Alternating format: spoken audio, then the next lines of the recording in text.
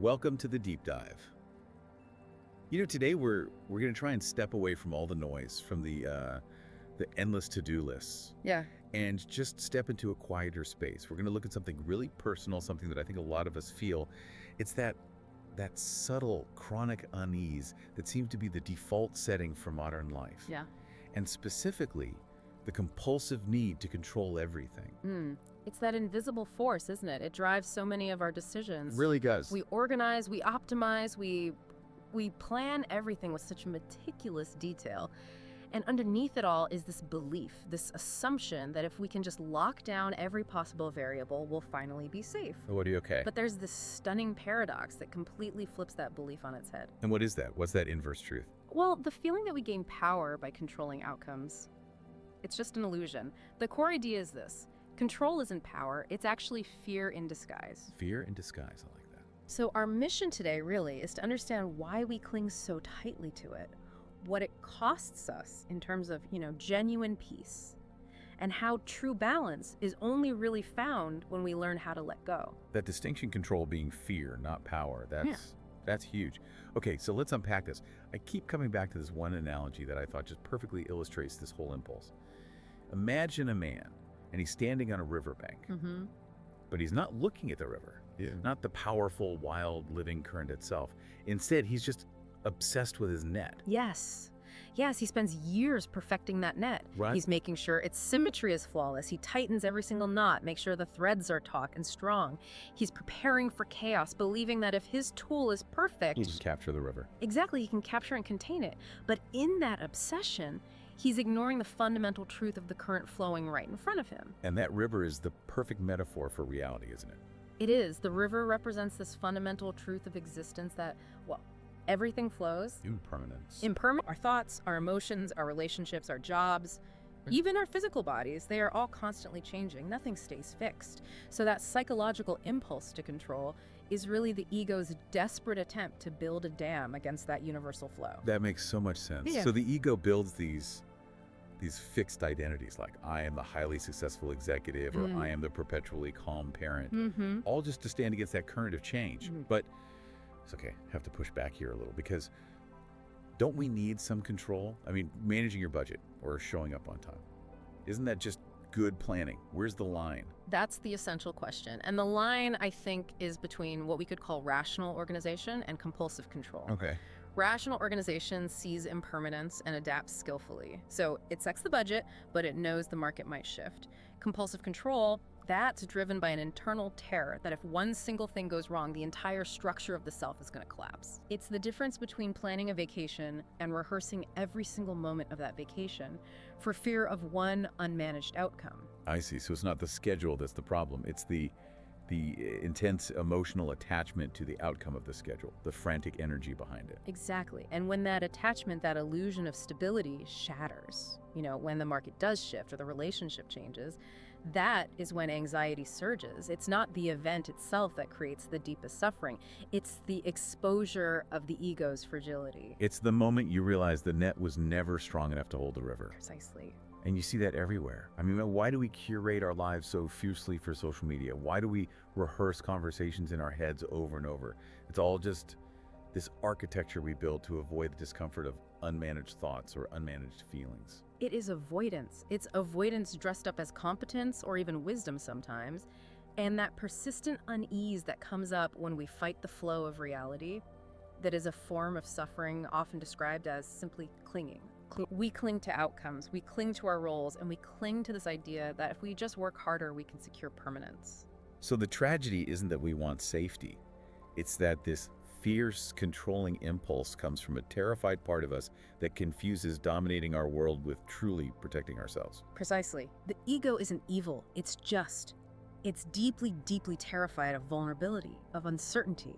So if we can just start to notice that impulse to control and ask, gently, what is this trying to protect me from right now? As the first crack in the mask. And that shift from trying to fix the anxiety to trying to understand it, that's profound. It changes our whole relationship with it. Suddenly, anxiety isn't the problem we have to get rid of. It's a signal. It's a messenger pointing to a place inside that's longing for true, unconditional safety. Mhm. The practice of mindfulness isn't about crushing control. It's about befriending the fear that lives underneath it. Okay, so if we wear this mask day in and day out, what's the cost? Let's talk about the architecture of suffering this creates. I love that other metaphor, the one about the man who builds the magnificent house. Ah, yes, the perfectionist. He dedicates his whole life to creating this flawless structure. The finest wood, meticulously ordered shelves, perfect windows, but he never actually moves in. Right. Instead, he just becomes its prisoner. He spends all his time standing guard, terrified that someone or something might disturb its perfection. He builds a sanctuary that becomes a cage. That's the high cost of control, isn't it? It is. We build these elaborate mental cages, Yeah. these perfect houses of rules and expectations thinking they'll keep pain out. Yeah. But because reality is impermanent, those structures are guaranteed to fail, and when they do, the result isn't freedom.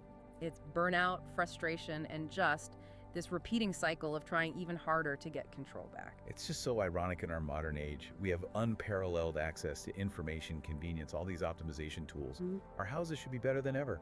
And yet, Anxiety and exhaustion are epidemic. Yeah. We have become incredible managers of circumstances, but really poor livers of life.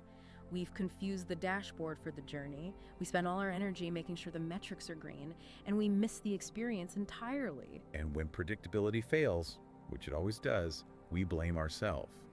We think we failed the algorithm, not that the algorithm failed life. Exactly. We've handed our inner authority over to this illusion that if everything is under control, we'll finally be safe. But safety isn't the absence of threat. True safety is the presence of trust. Trust. Trust in our own resilience, trust in the unfolding of life, and that trust, crucially, it can only be discovered through the act of letting go. That sounds so radical though. If you tell someone, just trust the unfolding of life, they might hear, be passive, don't plan anything. Yeah. They might hear resignation. And that's a common misunderstanding. But it's radical precisely because it's the opposite of resignation. Resignation is giving up because you feel powerless. Letting go is realizing you have the power to choose how you respond to whatever happens. I see. Mindfulness, that commitment to meet what is about seeing the truth without flinching, without fixing, and without fleeing. Okay, so give me a real world example. I'm sitting in traffic, my anxiety's spiking because I'm late. The ego says, yell, honk, fix this. But mindfulness says, what? Mindfulness invites you to see that anxiety as a visitor. And it's carrying a message. When you're late, the message isn't you need to fix the traffic. The message is probably something more like you were afraid of being judged or you're afraid of disappointing someone. Oh. One view tightens your grip on the steering wheel and raises your blood pressure. The other view, Yeah. it opens your heart to the vulnerability that's underneath the anger. We shift from tightening the grip to opening the heart. That feels like a huge practical application. But there's another level to this, isn't there? One that challenges the very idea of who is doing the controlling. Let's sit with that meditative question. Who is the one who needs to control? Yes. Notice the weight of that I that insists on order. When something doesn't go according to the script, a child spills juice, a boss changes a deadline, just feel how that I contracts, how it becomes rigid and critical, and listen for that underlying mantra of the suffering self. If only I had anticipated this. If only I had planned better. The conditional life. We spend so much energy living in this parallel universe where pain is hypothetically avoidable, but reality only ever unfolds right now. Exactly. And when we begin to recognize that controlling I, we're witnessing the architecture of the cage we built. It's that quiet moment of realization. Maybe when you stop making a to-do list for a moment and just let yourself feel the grief or loneliness you've been avoiding. That feeling, that surrender to the present moment is the true turning point. So the journey isn't about becoming passive. It's about questioning the core story we've been living. The one that says our worth depends on our ability to control our surroundings. It is. It's about moving away from craving that desperate desire for things to be other than they are and moving toward equanimity. Which is often misunderstood as just indifference. Right, but it's not. It is a balanced mind that meets joy and sorrow with equal presence. You see, true freedom isn't freedom from our emotions. It's not about eliminating stress. It's freedom within them. It's the capacity to stand in the storm of your own mind and just hold the whole experience. That description, that brings us perfectly into the final part of this, the alchemy of letting go. Yeah. This feels like the quiet climax, the realization that, we're not separate from life. We are life flowing through form. It is. It's that moment you loosen your grip and realize you've been holding your life like it's this fragile artifact, when in fact it is robust and resilient and perfectly capable of flowing on its own. And this isn't about destroying the ego, it's about its liberation. It moves from being this relentless, terrified director to becoming a humble, curious witness.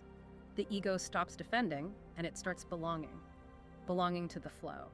And when the ego starts belonging, how does that change our emotional landscape? Well, emotions stop being problems we need to fix or suppress. They become messengers of what's true in the present moment. And this is the alchemy you mentioned, turning suffering into insight, fear into tenderness, and that desperate impulse to control into genuine care. Like the lotus rising from the mud. Exactly. The mud, the difficulty, the struggle, the ego's messy attempts to control everything, it isn't rejected. It's honored as the fertile ground for transformation. We're taught that we need freedom from our discomfort. But you're describing something deeper, a freedom within, the capacity to be the spacious container that holds the storm without needing to change the weather. Yes. For example, think of a parent who, through awareness, realizes their irritation isn't about their kids being noisy, it's about their own fear of losing control of the schedule. That realization creates a pause, and in that pause, instead of snapping at the child who spilled the milk, the parent might kneel down, place a hand on their heart, and their response shifts entirely from anger to connection. They say, "It's okay, let's clean it together." Control dissolves into care. Those moments of shift. Yeah.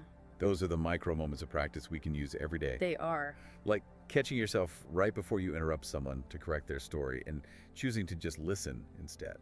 Or when your mind starts racing with worst case scenarios about the future, you can gently place a hand on your heart and whisper, "It's okay, you're here now." Or when perfectionism flares up over something small, like an email, just gently ask yourself, what am I truly afraid would happen if I let this be imperfect? These small acts are quiet rebellions against the tyranny of the controlling self. And the final, most important twist here is the realization that we were never actually steering the ship anyway. That's the heart of it. The desire to control was never the problem. The belief that you were in control was. We were always riding the wave, even when we thought we were steering. And when you stop trying to command the ocean, you suddenly find you know how to dance with the movement, how to surf the wave. This sounds like peace, a quality of mind that is unshaken and unafraid. Exactly. And peace isn't the absence of emotion, nor is it some distant, achievable state. It is simply the absence of resistance to what is. It's available not through the sharp, grasping attention of the anxious mind, but through the soft, spacious attention of awareness itself. The kind of awareness that watches thoughts like clouds passing through the sky without needing to control which way they drift. That's the one. We started this deep dive with that image of the man obsessively perfecting his net on the riverbank, missing the life right in front of him. So the invitation now is to let that mask slip, to let the net drop, and to live from the face beneath it.